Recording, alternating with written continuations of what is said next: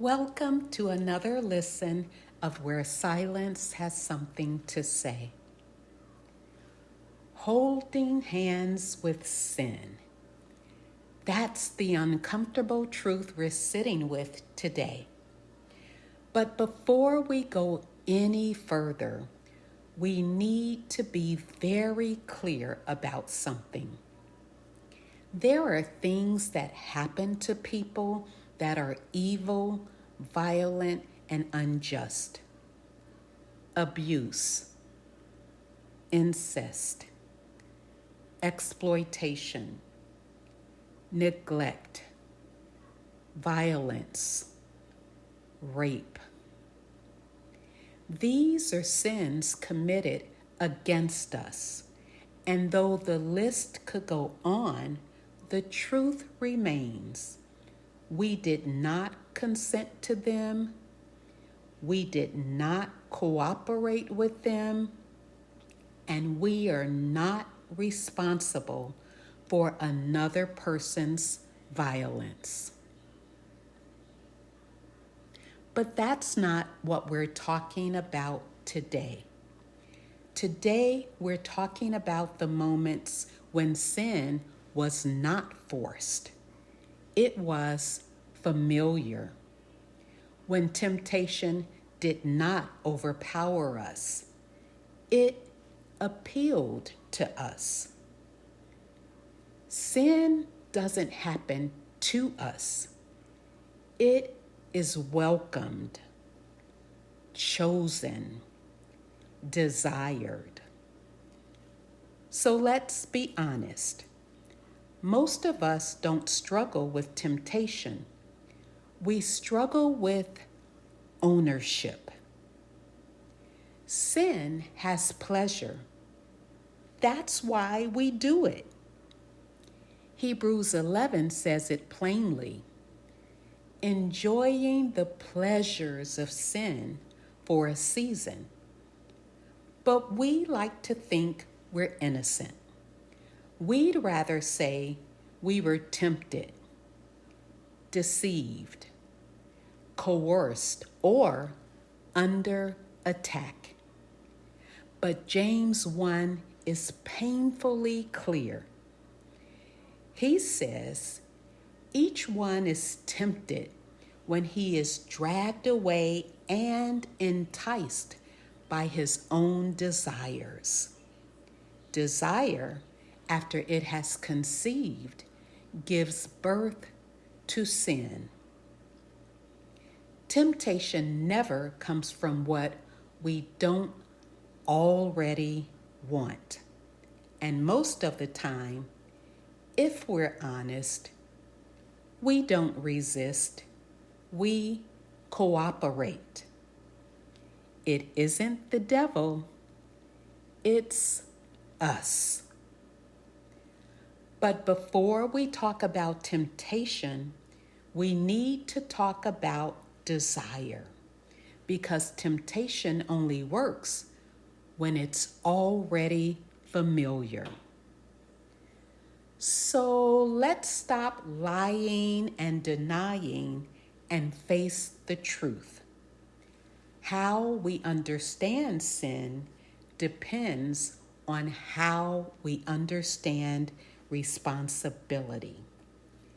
And that's where Western and Hebraic thinking split.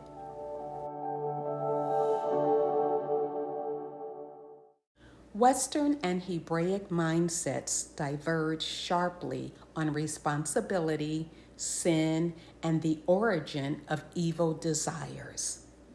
Let's unpack this. Western theology, rooted in Greek philosophy, externalizes evil. Sin is treated as something outside of us.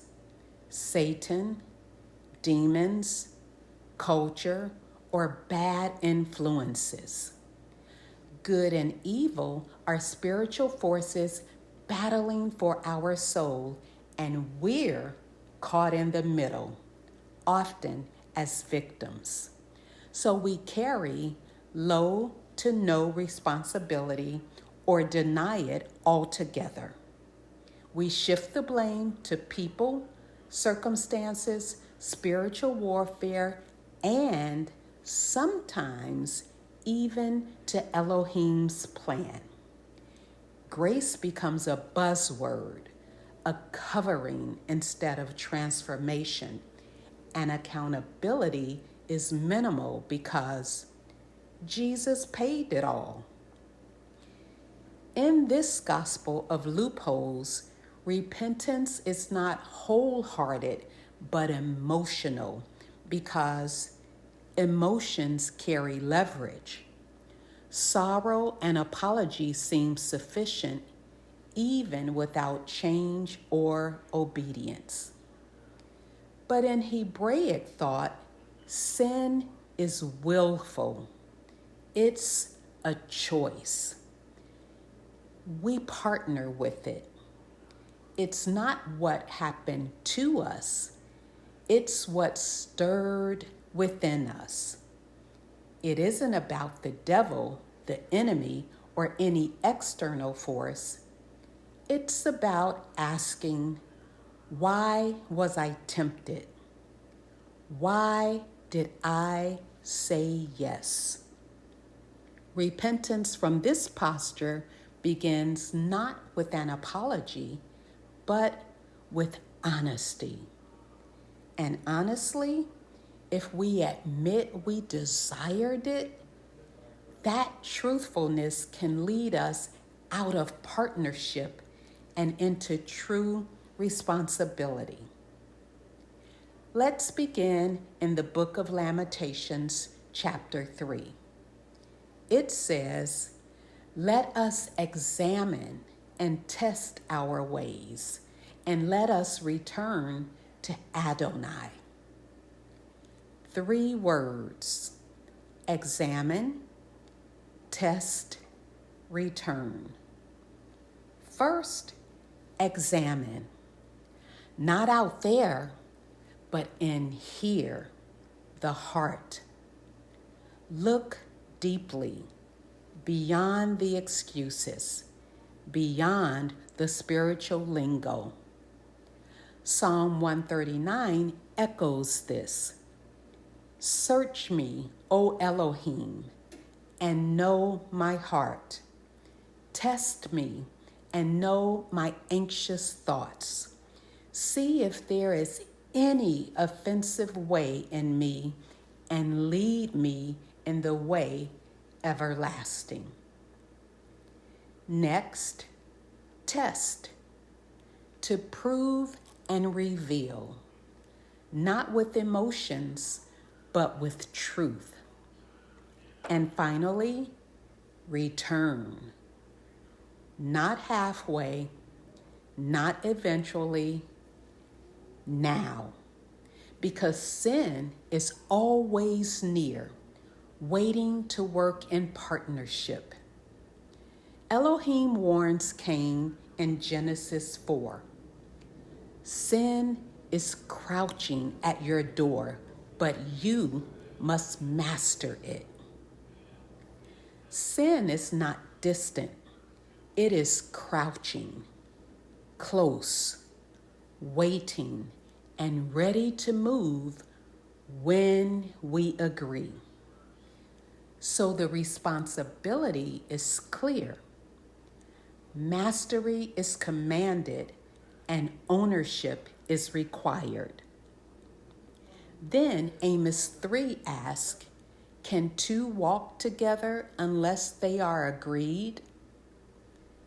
Agreement is partnership. Partnership is consent.